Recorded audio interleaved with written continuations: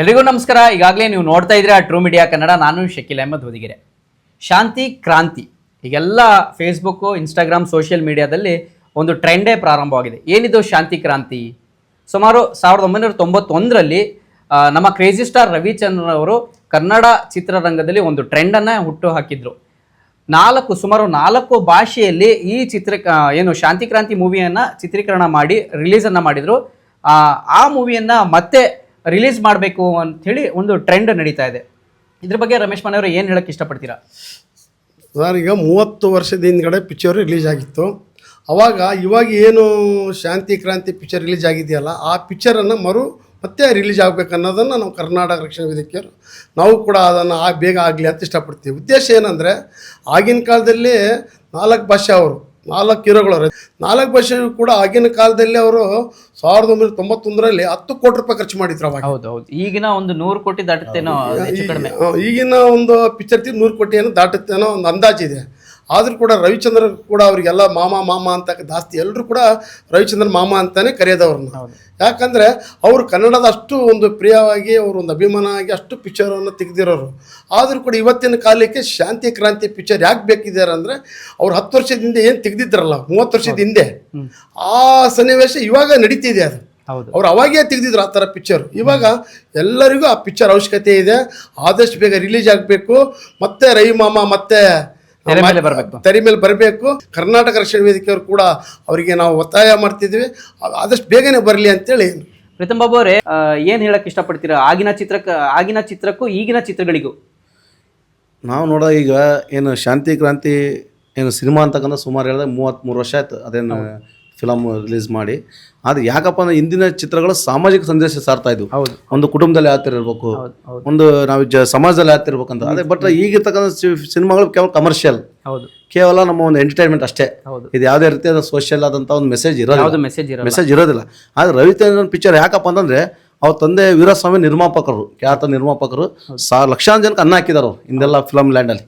ಅಂತ ಒಬ್ಬ ಮೇರು ನಟ ರವಿಚಂದ್ರನ್ ಅಂತಕ್ಕಂಥ. ರವಿಚಂದ್ರನ್ ಅಂತಂದ್ರೆ ಏನೋ ಒಂಥರ ನಮ್ಮ ಕನ್ನಡ ಚಿತ್ರರಂಗಕ್ಕೆ ಅದ್ರ ರಾಜ್ಕುಮಾರ್ ಯಾವ ರೀತಿ ಇರಲ್ಲ, ರಾಜ್ಕುಮಾರ್ ಅವ್ರ ರಾಜ್ಕುಮಾರ್ ಬಿಟ್ರೆ ಅವ್ರ ಕೆಳಗೆ ಬರ್ತಕ್ಕಂಥ ರವಿಚಂದ್ರನ್, ರಾಜ್ಕುಮಾರ್ ಬಿಟ್ರೆ ಆ ಥರ ಒಂದು ಟ್ರೆಂಡ್ ಹುಟ್ಟಾಕ್ತಂತಾರೆ ಕ್ರೇಜ್ ಸ್ಟಾರ್ ರವಿಚಂದ್ರನ್ ಅವರು.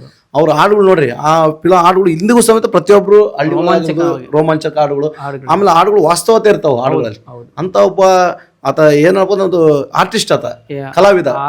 ಒಂದು ಸಾಂಗ್ ಅಲ್ಲೇ ಇದೆ, ಏನಾದರೂ ಒಂದು ಸಾಧಿಸಿ ಅಂತ ಹೇಳಿ ತುಂಬಾ ಚೆನ್ನಾಗಿದೆ ಲಿರಿಕ್ಸ್ ಕೂಡ. ಈಗ ನಾವು ಮನುಷ್ಯ ಹುಟ್ಟಿದ ಮೇಲೆ ಏನಾದ್ರು ಒಂದು ಸಾಧನೆ ಮಾಡ್ಬೇಕಲ್ಲ, ಆ ಸಾಧನೆ ಮಾಡೋದೇ ಪಿಕ್ಚರ್ ತೋರಿಸಿದಾರು. ಅಂದ್ರೆ ಮನುಷ್ಯ ಅಂತಕ್ಕಂದ್ರೆ ಏನಾದ್ರು ಸಾಧನೆ. ಈ ತರ ರವಿಚಂದ್ರ ಅಂತಕ್ಕಂಥದ್ದು ಒಂದು ಅಗಾಧ ಶಕ್ತಿ ನಮ್ಮ ಕನ್ನಡ ಚಿತ್ರರಂಗಕ್ಕೆ. ಯಾಕಂದ್ರೆ ಅವ್ರು ಯಾವುದೇ ಬೇರೆ ಭಾಷೆಗಳು ಹೋಗ್ಲಿಲ್ಲ. ಇವತ್ತು ಅವ್ರು ಏನೇ ಕಳ್ಕೊಂಡಿದ್ರು, ಏನೇ ಇನ್ವೆಸ್ಟ್ ಮಾಡಿದ್ರು, ನಮ್ಮನ್ನ ರಂಜಿಸೋಕೋಸ್ಕರ ಇನ್ವೆಸ್ಟ್ ಮಾಡಿರೋ ಹೊತ್ತು ಕಳ್ಕೊಂಡಿದ್ದಾರೆ. ಅವ್ರು ವೈಯಕ್ತಿಕವಾಗಿ ಏನು ಮಾಡ್ಕೊಂಡಿಲ್ಲ.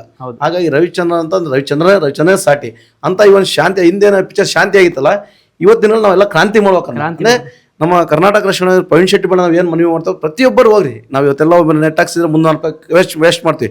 ಆ ಚಿತ್ರವನ್ನು ನೋಡಿ ಕೇಳಿ. ಈಗ ರಮೇಶ್ ಮನೆಯವ್ರೆ, ನಾವಂತೂ ಅಷ್ಟೊಂದು ಫಿಲ್ಮ್ ಥಿಯೇಟ್ರಿಗೆ ಹೋಗಿ ನೋಡಿಲ್ಲ. ನಮ್ಮ ವಯಸ್ಸಿಗೆ ನೀವೆಲ್ಲ ಮುಂಚೆ ಫಿಲ್ಮ್ ಥಿಯೇಟ್ರಿಗೆ ಹೋಗಿ ಮೂವಿ ಕಾದು ಆ ಟಿಕೆಟ್ ಲೈನಲ್ಲಿ ಕ್ಯೂ ಅಲ್ಲಿ ಇತ್ಕೊಂಡು ಹೊಡೆದಾಡಿ ಜನ ಅಲ್ಲಿ ತುಂಬಾ ರಶ್, ಅಷ್ಟೊಂದು ಕ್ರೇಜ್ ಇರ್ತಂತೆ. ಯಾಕಿರ್ತಿತ್ತು ಅಂದ್ರೆ, ಇವಾಗೆಲ್ಲ ಮೊಬೈಲ್ಗಳು ಬಂದಿದೆ. ಹೌದು, ಅವಾಗಲೇ ಟೆಂಟ್ ಸಿನಿಮಾ, ಟೆಂಟದಲ್ಲಿ ಒಂದು ಸಿನಿಮಾಸ್ಕೋಪ್ ಪಿಕ್ಚರ್ ಬಂತು ಅಂದರೆ ಯಾವ ಸಿನಿಮಾ ಇದೆ ಅಂತ ನೋಡ್ತಿದ್ದಿಲ್ಲ.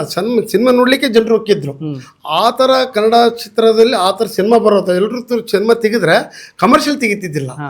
ಸಾಮಾಜಿಕವಾಗಿ ಅವರು ಏನು ಬೇಕು ಅದನ್ನು ತೆಗಿತಿದ್ರು. ಜನ ಕೂಡ ಹಾಗೆ ಕ್ರೇಜ್ ಇಂದ ಹೋಗ್ತಿದ್ರಂತೆ ತುಂಬಾ ನೋಡ್ಲಿಕ್ಕೆ. ಹೌದು, ಹುಚ್ಚು ಫಿಲ್ಮ್ ನೋಡ್ಬೇಕು ಅಂದ್ರೆ ನೋಡ್ಬೇಕು ಫಸ್ಟ್ ಶೋ. ಅದೇ ಅವಾಗೆಲ್ಲ ಲಾಠಿ ಚಾರ್ಜ್ ಕೂಡ ಆಗ್ತಿತ್ತಂತೆ. ಇವಾಗೆಲ್ಲ ಆ ರೀತಿ ಇಲ್ಲ ಅನ್ನೋದು ಇಲ್ಲ. ಈಗ ಏನಾಗಿದೆ ಅಂದರೆ, ಒಂದು ಸಿನಿಮಾ ಬಂತು ಅಂದರೆ ಒಂದು ಲವ್ ಸ್ಟೋರಿ ತೆಗಿಬೇಕಂದ್ರೆ ರವಿಚಂದ್ರನ್, ಆ ಲವ್ ಅಂದ್ರೆ ಏನನ್ನೋದು ತೋರಿಸ್ಕೊಟ್ರೆ ರವಿಚಂದ್ರನ್.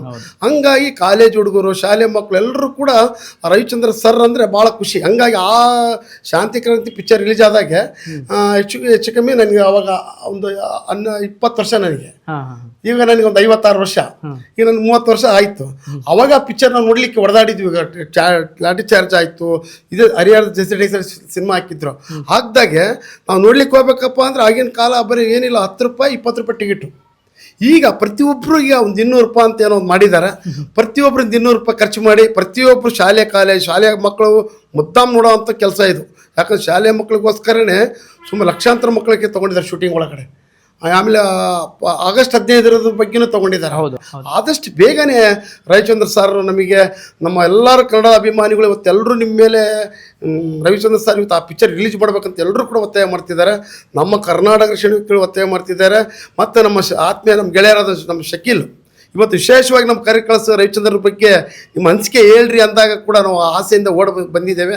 ಅವರು ಕೂಡ ಅವ್ರ ಕಡೆಯಿಂದನೂ ಕೂಡ ವಿಶೇಷವಾಗಲಿ ಸರ್ ಒಂದೇ ಟಿಕೆಟ್ 200 ರೂಪಾಯಿ, ನಾನು ಕೂಡ 200 ರೂಪಾಯಿ ಕೊಡ್ತೇನೆ, ಪ್ರತಿಯೊಬ್ಬರು 200 ರೂಪಾಯಿ ಹಾಕ್ಬಿಟ್ಟು ಬಂದಿರೋಂಥ ಪಿಕ್ಚರಿಗೆ ನನ್ನ ಕಡೆಯಿಂದ ಒಂದು 10 ಜನಕ್ಕೆ, ಇವ್ರ ಕಡೆಯಿಂದ ಒಂದು 20 ಜನಕ್ಕೆ, ಇವ್ರ ಕಡೆಯಿಂದ ಒಂದು 20 ಜನ, ನಾವೇ ಒಂದು 50-60 ಜನಕ್ಕೆ ಸೇರಿಸುವಂಥ ಕೆಲಸ ರಿಲೀಸ್ ಆದಾಗ ನಾವೆಲ್ಲರೂ ಒಂದು 200 ರೂಪಾಯಿ ಹಾಕ್ಬಿಟ್ಟು ಸುಮಾರು 300-400 ಒಂದು 50-60 ಕೋಟಿ ಆಗುತ್ತೆ ಅವ್ರಿಗೆ. ಇಡೀ ರಾಜ್ಯ ತುಂಬ ಒಂದು 5 ಲಕ್ಷ 8 ಲಕ್ಷ 1 ಕೋಟಿ ಜನ ನೋಡ್ಬಿಟ್ರೆ ಆತನೊಂದೇ ಜೀವಿಗೆ ಮತ್ತೆ ಪುನಃ ನಾವು ಅವ್ರಿಗೆ ತೆರೆ ಮೇಲೆ ಕಂಡು ಅವ್ರಿಗೆ ಒಂಥರ ನಾವು ಅವರೇ ಇಂಡಸ್ಟ್ರಿಯಿಂದ ಅವ್ರಿಗೆ ಒಂದು ಹೆಲ್ಪ್ ಅನ್ನ ಮಾಡೋ ರೀತಿಯಲ್ಲಿ ಆಗುತ್ತೆ ಅನ್ನೋದೊಂದು. ನೋಡಿದ್ರಲ್ಲ ವೀಕ್ಷಕರೇ, ಇಷ್ಟೊತ್ತು ನಾವು ರವಿಚಂದ್ರನ್ ಅವರ ಒಂದು ಮೂವಿ ಶಾಂತಿ ಕ್ರಾಂತಿ ಮತ್ತೆ ತೆರೆ ಮೇಲೆ ಬರಲಿ, ಮತ್ತೆ ಅವ್ರನ್ನ ತೆರೆ ಮೇಲೆ ನೋಡೋಣ. ಆ ಒಂದು ಸಿನಿಮಾಗೆ ಸಪೋರ್ಟ್ ಮಾಡೋದ್ರ ಮುಖಾಂತರ ರವಿಚಂದ್ರನ್ ಅವರಿಗೆ ಸಾಹೇಬರಿಗೆ ಸಪೋರ್ಟ್ ಮಾಡೋಣ ಅಂಥೇಳಿ ಇವತ್ತು ರಕ್ಷಣಾ ವೇದಿಕೆಯವರು ಕೂಡ ನಾವು ಕೂಡ ಒಂದು ಅಭಿಪ್ರಾಯವನ್ನು ಇಡ್ತಾ ಇದೀವಿ. ದಯಮಾಡಿ ಮತ್ತೆ ಮೂವಿ ತೆರೆ ಮೇಲೆ ಬಂದಾಗ ನೀವೆಲ್ಲರೂ ಕೂಡ ಥಿಯೇಟ್ರಿಗೆ ಹೋಗಿ ಆ ಮೂವಿಯನ್ನು ನೋಡಬೇಕು ಅಂಥೇಳಿ ನಮ್ಮ ಒಂದು ಅಭಿಪ್ರಾಯ. ಧನ್ಯವಾದಗಳು.